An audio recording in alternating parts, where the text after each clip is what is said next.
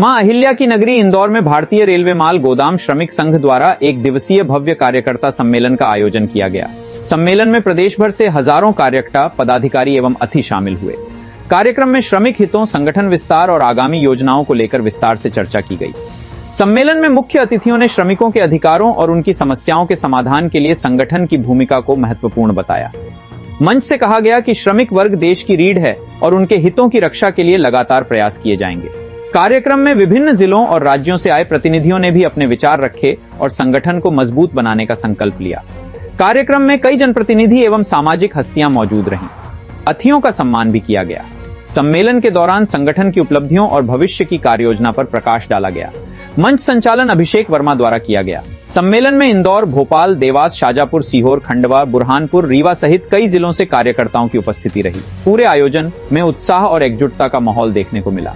इंदौर से संवाददाता विवेक सिंह की रिपोर्ट। सबसे पहले मैं आपका बहुत अभिनंदन करता हूं, क्योंकि हमारे देश का चौथा स्तंभ मीडिया है, जो आम जनमानस में जागरूकता और आप जो जिस तरह श्रमिकों की आवाज़ को पूरे देश में पहुंचाने का काम कर रहे हैं, उसके लिए मैं आपका धन्यवाद करना चाहता हूँ।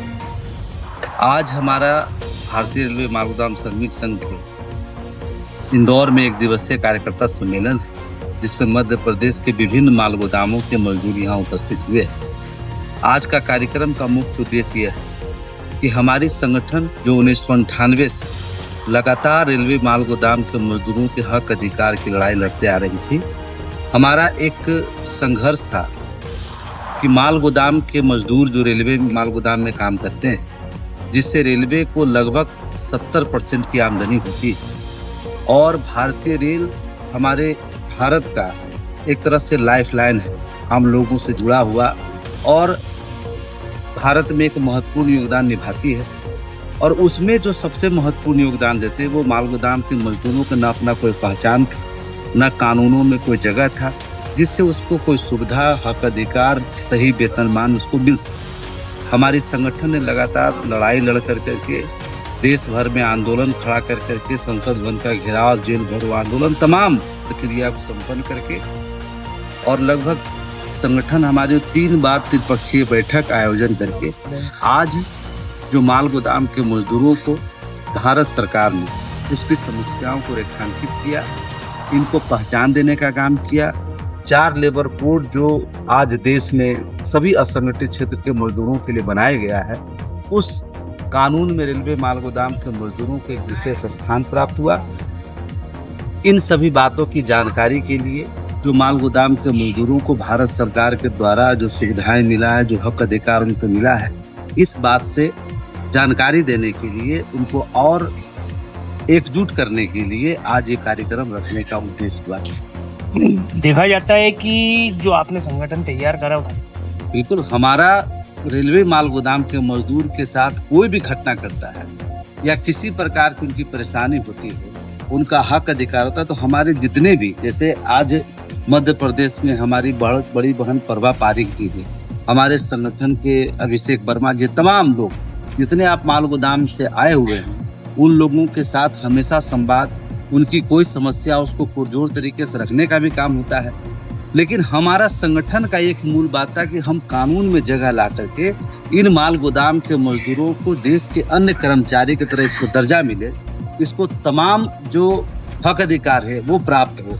यह कानून हमें इजाज़त देती है कि समान काम और समान वेतन में, अगर FCI के माल गोदाम के मजदूर अगर काम कर रहे हैं, उनको सरकार ने सही वेतनमान तमाम चीज़ें दी है, तो माल गोदाम के श्रमिकों को क्यों नहीं? अगर कुली को, हमारा कुली भाई, अगर उसके लिए पूरे देश में उसकी मजदूरी क्या होगी वो भारतीय रेल तय करती है। उसको यूनिफॉर्म, उसको मेडिकल, उसको रेलवे पास, यहाँ तक कि कुली भाई को गैंगमैन और गेटमैन में बहाल किया गया।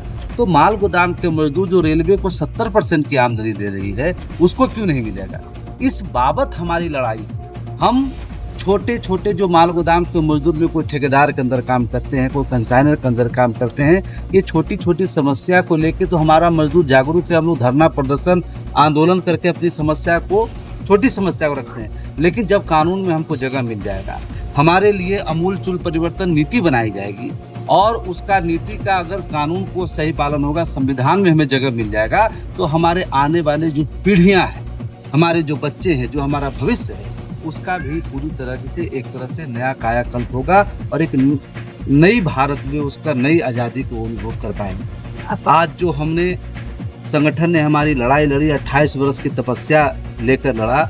आज अगर माल गोदाम के अलावा असंगठित क्षेत्र 40 करोड़ लोगों को भी अगर इंसाफ मिला है तो उसका देन भी हमारा भारतीय रेलवे माल गोदाम श्रमिक संघ है, जिसने 2003 में अटल बिहारी वाजपेयी के नेतृत्व में हम लोगों ने बैठक करके पहली बार हमारे संगठन ने श्रम कानूनों में संशोधन करके उसको नई श्रम कानून नीति लाने का प्रस्ताव दिया था और वो सरकार उस पर पहल की थी, लेकिन एक वोट के चलते सरकार गिर गई।